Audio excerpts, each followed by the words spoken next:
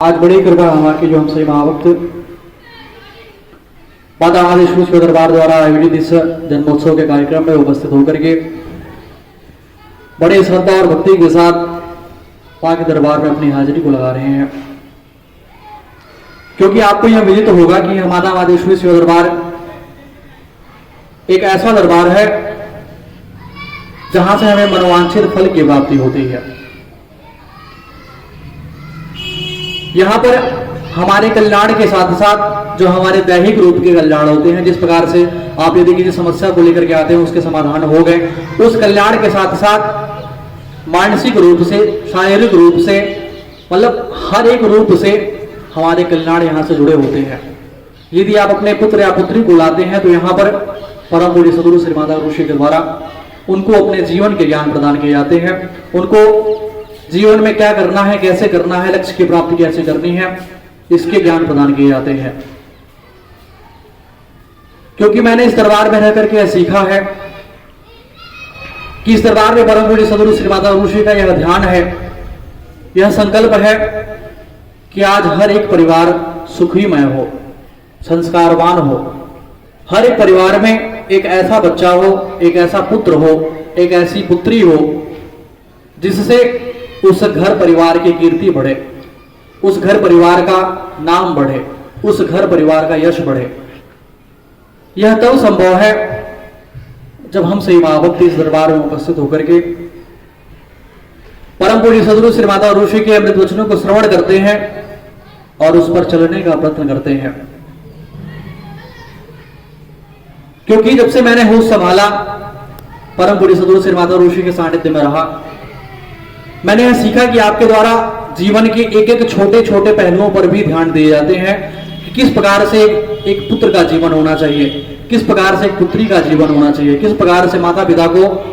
अपने बच्चों को संरक्षण देना चाहिए, किस प्रकार से छोटी छोटी बातों की सिखलाई प्रदान करनी चाहिए, जिस प्रकार से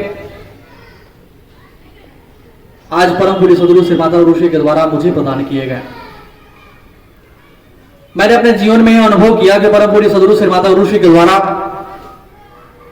हर एक परिवार में एक महान तथा आदर्श पुत्र को बनाने के लिए प्रेरणा प्रदान किए जाते हैं। आज मैं जिस भी स्थान पे हूं, यह स्थान मुझे परम पूज्य सदगुरु श्री माता ऋषि की प्रेरणा और आपकी दया और कृपा से ही प्राप्त हुआ। मैंने अपने जीवन में यह अनुभव किया कि यदि हम महाभक्त यदि परम पूज्य सदगुरु श्री माता ऋषि के वचनों को मान लेते हैं, उन वचनों को मान लेने में ही हमारे कल्याण होते हैं। यह हमें लगता नहीं कि हाँ परम पूज्य सदगुरु श्री माता ऋषि के द्वारा कुछ बताया जा रहा है, कुछ आशीर्वचन प्रदान किए जा रहे हैं तो हमारे लिए इतना महत्वपूर्ण है। हमें उस वक्त यह नहीं पता चलता है, हमें यह पता तब चलता है जब हमें उसे अपने जीवन काल में उतारने का जो समय आता है और हमें उस चीज का अच्छे प्रकार से भली भांति से ज्ञान नहीं रहता है, तब हमें यह पता चलता है कि काश हमने परम पूज्य सदगुरु श्री माता ऋषि के जो वचन थे उसको मान लिया होता तो आज हम कहां से कहां होते हैं। बाकी प्रिय भक्तजनों, इस दरबार में रह करके मैंने यह सीखा है, यह प्राप्त किया है। आज परम पूज्य सदगुरु श्री माता ऋषि का यह संकल्प है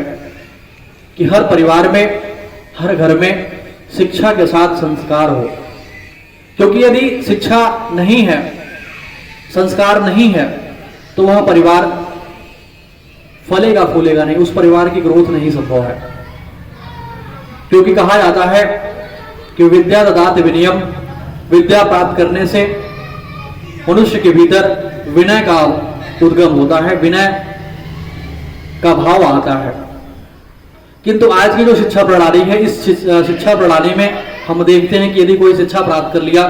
कोई डॉक्टर, इंजीनियर, साइंटिस्ट, वैज्ञानिक बन गया तो उसे अहंकार तो हो ही जाता है, साथ ही साथ वह उस शिक्षा में इतना लीन हो जाता है कि उसके आसपास क्या हो रहा है, उसकी शिक्षा का उसके परिवार में या फिर उसके गांव समाज में, उसके राष्ट्र को कुछ लाभ मिल भी रहा है कि नहीं मिल रहा है, यह व्यक्ति भूल जाता है। ऐसा सबके साथ नहीं होता है, लेकिन ज्यादातर केसेस में ऐसे देखे जाते हैं। जिस प्रकार से कहा गया है कि बड़ा हुआ तो क्या हुआ, जैसे पेड़ खजूर, पंछी को छाया नहीं, फल लागे अति दूर।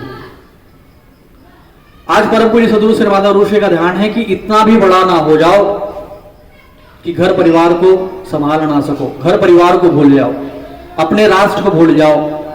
अपने हित के चक्कर में, अपने स्वार्थ में, अपने आप को बड़ा बनने में आप सर्वथा हर चीजों को इग्नोर करते जाओ। परम पूज्य सद्गुरु श्री माता ऋषि का ध्यान है कि यदि हम शिक्षा को प्राप्त कर रहे हैं, उस शिक्षा के साथ साथ संस्कार का भी आगमन होना चाहिए हमारे जीवन में, क्योंकि जब तक संस्कार नहीं है तब तक शिक्षा का जो मतलब निकलना चाहिए वह नहीं निकलता है, क्योंकि वह तो स्वार्थ की शिक्षा हो गई।